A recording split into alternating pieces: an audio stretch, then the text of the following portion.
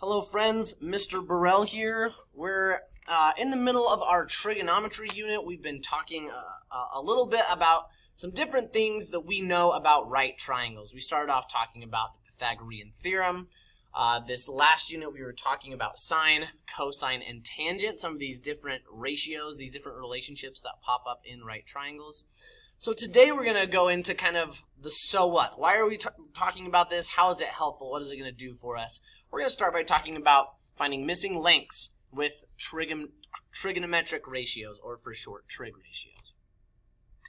So by the end of this lesson, I want you to be able to use properties of sine, cosine, and tangent, those three main trig functions that we've discussed, to solve for missing side lengths in a right triangle. So we're going to be using this to solve for missing side lengths in a right triangle. So, just as a reminder, with every right triangle, no matter what the right triangle is, these ratios exist. If I have a certain angle in a triangle, say this one right here, call it theta, and this is the opposite, hypotenuse, and adjacent sides, these relationships always exist. Sine of angle theta is equal to opposite divided by hypotenuse. Cosine of the angle is equal to adjacent over hypotenuse. Tangent of the angle is opposite over adjacent. That's what we talked about last time. Those relationships, no matter the size of the triangle, if that angle is the same, those sine, cosine, and tangent values will be the same. Pretty cool. But again, we're talking about the so what. How is that helpful to us? What is that going to do for us? So take a little flashback here.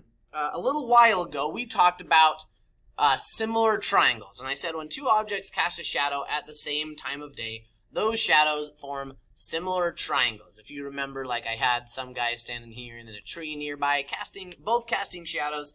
And we could use the fact that those triangles were similar to each other to show, or to find, this missing side, this height of this tree. And a lot of you recognized, hey, well, 7 is half of 14, or 14 is double 7, so the height of this tree must be double the height of this man. So we determined that the height of this tree was 5 feet. Well, notice that this is a right triangle, and if I were to identify a given angle, I could use some of the properties that we've just discussed to kind of work with these triangles because they're right triangles. Let me explain. So I have a right triangle here. Triangle ABC here. I'm looking at this angle down here, angle A, that's the one that's highlighted here. So if I were to put my thumb on this angle and label the sides, this would be the hypotenuse because it's directly across from the right angle here. This would be the opposite side, and this would be the adjacent side. Okay? So say I asked you, like we did in the last lesson, what sine of angle A was.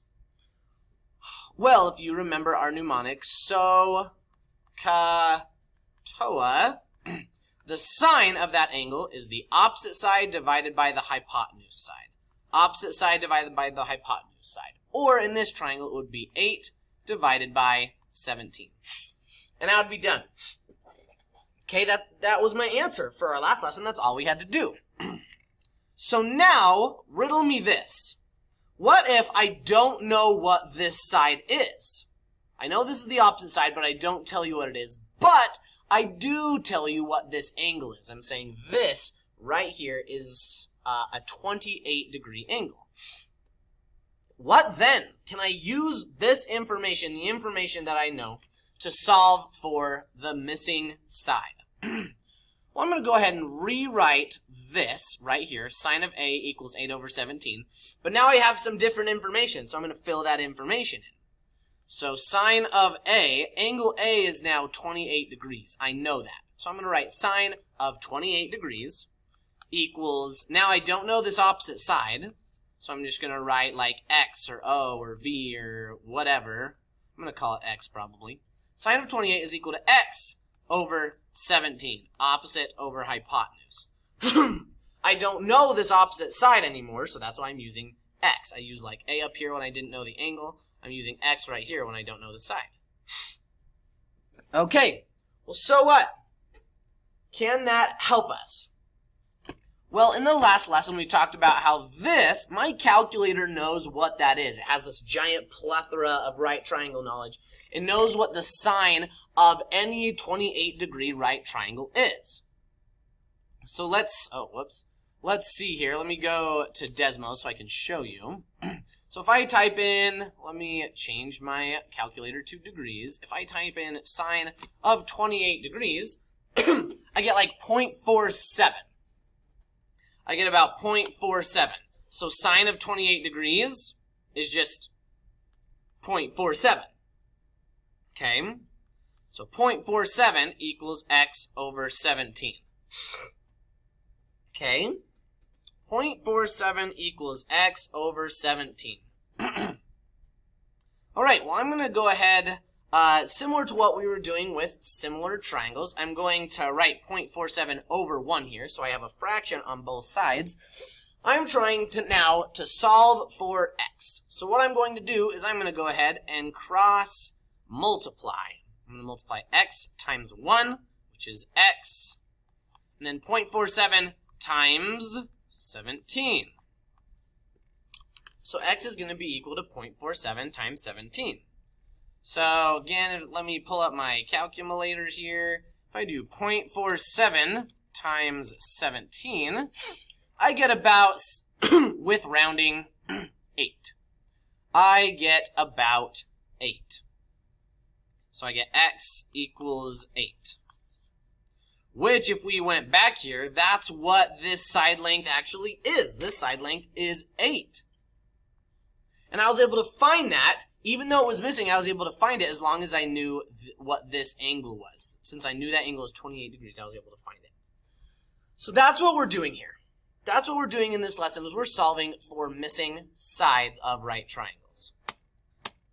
So, like I said, we can find the lengths of missing sides with right triangle trigonometry too. So the instructions here are find the missing side lengths using sine, cosine, or tangent. I'm going to go ahead and write SOHCAHTOA here at the top. SOHCAHTOA to help us remember which trig function, sine, cosine, and tangent, match with each of these different sides. Okay, so in this number 1 triangle, I have angle A. Right here is 30 degrees. I'm given this side is 6 centimeters, and this is the side I'm trying to find, this side x over here. Okay, let me quickly label the sides. So this is the hypotenuse. This is the opposite side, because it's the side I'm not touching. This is the adjacent side. It's the side I am touching. Okay. So the next dilemma we're going to run into, the next question we want to ask is which of these trig functions, sine, cosine, or tangent, which one am I going to use? Which one is actually going to help me? Well, notice that the side I'm trying to find is the opposite side. The side I'm given is the hypotenuse side. So the trig function that uses opposite and hypotenuse is sine. So that's the function I'm going to use. So sine of 30 degrees, this angle right here, the sine of this angle, is equal to opposite over hypotenuse, or x over 6. Okay. Well, let me go ahead and type in my handy-dandy calculator what sine of 30 degrees is, because my calculator knows that. It has this giant plethora of right triangle trigonometry knowledge. It knows what the sine of every 30-degree triangle is, and the sine of 30 degrees is 0.5. So 0.5 equals x over 6, and I'm going to write this side over 1 so I can have a fraction on both sides. Okay, well then to solve for x, I'm going to go ahead and cross multiply. X times 1 is x, and then I have 0.5 times 6. Well, 0.5 times 6, or half of 6, is 3.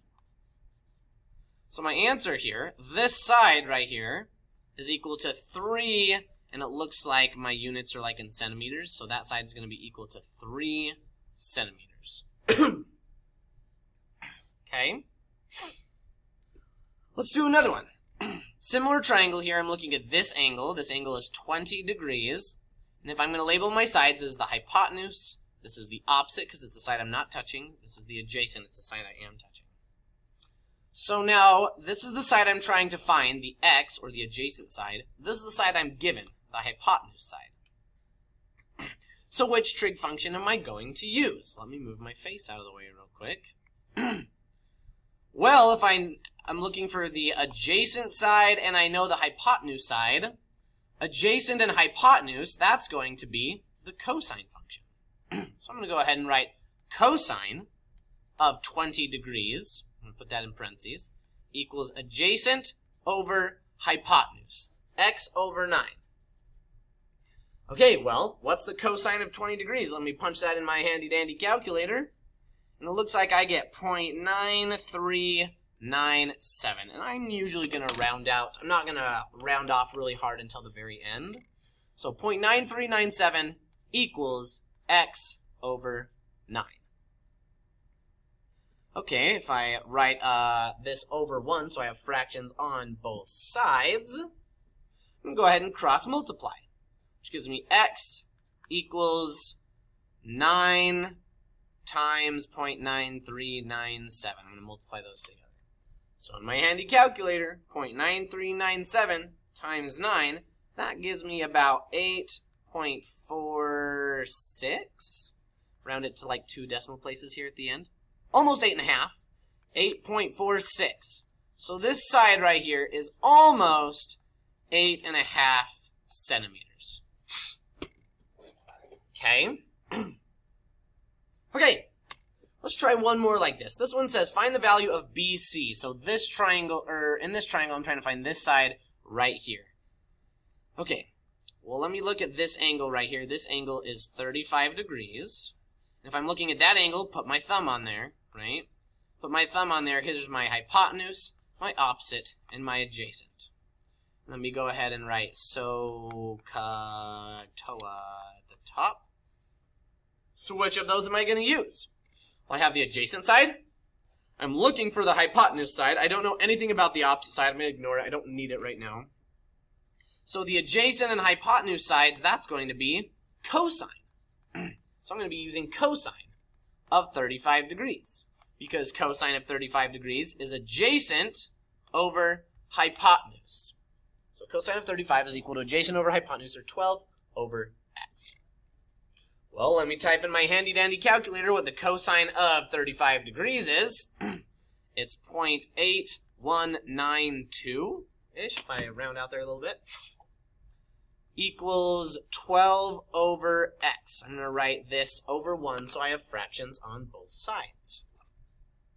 Well, now I'm going to cross multiply. Notice that now I have x in the bottom of this fraction instead of the top. That's fine. You're just going to see that I'm going to need to take an extra step. When I cross multiply here, I get 0.8192 times x, 0.8192 times x, equals 12 times 1, which is 12. Well, x is still not by itself, right? I have to divide by 0.8192 on both sides in order to get x by itself. X is being multiplied by 0.8192. I'm going to divide by 0.8192. Well, grabbing my handy-dandy calculator, 12 divided by 0.8192 gives me, let me write it up here, x equals 14.65. X equals 14.65.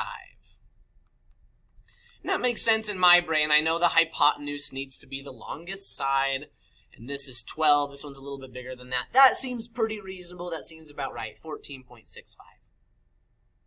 Okay. Okay, I'm going to leave these ones here for you to try out on your own. Pause this video and try these ones out on your own. This would be the hypotenuse, opposite, and adjacent sides for this angle. This would be the hypotenuse, opposite, and adjacent sides for this angle. Try those ones out on your own. So we're going to get a lot of this later, but we can apply these trig ratios to a lot of real-world situations. There's lots of applications for using right triangle trigonometry to find missing sides or missing distances or missing lengths that you probably wouldn't be able to otherwise.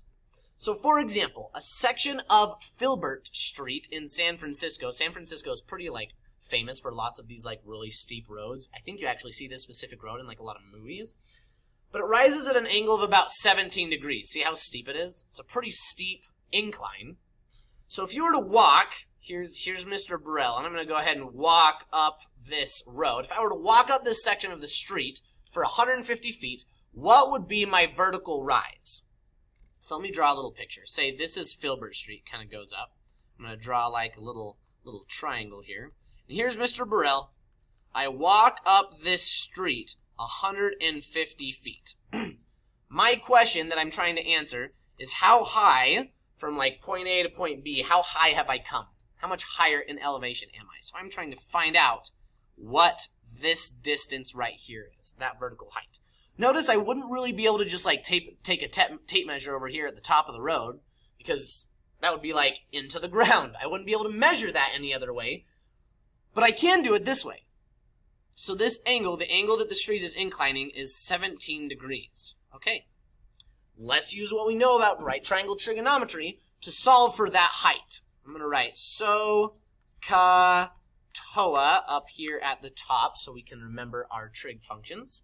So let's see here. If I'm looking at this angle on this triangle, this would be my hypotenuse, my opposite, and my adjacent sides. Okay. Well, I'm looking for the opposite side. I know the hypotenuse, that slanted part of the road, is 150 feet. I don't know anything about this side. I'm going to ignore it. I'm not going to need to use it for this problem. So which of my trig functions uses the opposite and the hypotenuse side? Well, that's going to be my sine function. So, let me give myself some room here. I'm going to write sine of 17 degrees equals opposite over hypotenuse, or x over 150. Okay? Well, good thing my calculator knows how to do the sine of 17 degrees. The sine of 17 degrees is 0.2924 equals x over 150. I'm going to go ahead and write that over 1, so I have fractions on both sides. When I cross multiply, I get x equals 0.2924 times 50 here. Well, what's 0.2924 times 50? Well, that gives me about 14.62-ish feet. 14.6, almost 15 feet. So after walking up this road for 150 feet, how high have I climbed? Almost 15 feet. 14.6 feet is that vertical distance there. So this is just one. I kind of like this example because I like San Francisco. But this is just one example of how we can apply trig ratios, these trig functions, to many real-world situations. We're going to talk more about some situations like this in the upcoming lessons. But we use trig ratios in a ton of different applications, in architecture, in construction, in engineering, in astronomy, in surveying, so many different things. In aviation, we use it in so many different applications that we're going to hopefully at least be able to pick at a little bit in the rest of these lessons. So that's all I have for you today. Hopefully by the end of this lesson, you now feel more comfortable using properties of sine, cosine, and tangent to solve for missing side lengths in a right triangle. Hopefully you feel a little bit more comfortable with that. I hope it was helpful. Please let me know if you have any questions whatsoever. Don't hesitate to reach out to me. I hope that you enjoyed that as much as I did.